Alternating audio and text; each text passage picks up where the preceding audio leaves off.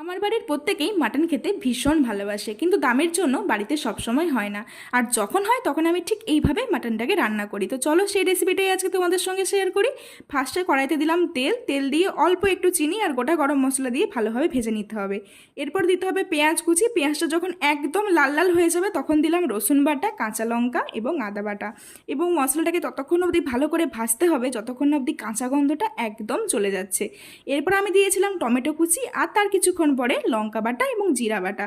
মা কাকিমাদের কাছ থেকে শুনেছি বাটা মশলায় নাকি মাংসের স্বাদ দারুণ হয়, আর আমিও সেটাই ফলো করি। এরপর দিয়ে দিলাম সামান্য একটু কাশ্মীরি লঙ্কার গুঁড়ো, যেন রঙটা দারুণ আসে। এরপর আগে থেকে সেদ্ধ করে রাখা মাটনটা আমি এর সঙ্গে দিয়ে দিলাম একদম জল সহ। আর প্রেসার কুকারে মাটনটাকে আমি 4 থেকে 5টা সিটি মেরে নিয়েছিলাম। আর তার সঙ্গে আমি আগে থেকে ভেজে রাখা আলুটাও দিয়ে দিলাম। বাঙালির মাংস আলু ছাড়া একদম অসম্পূর্ণ।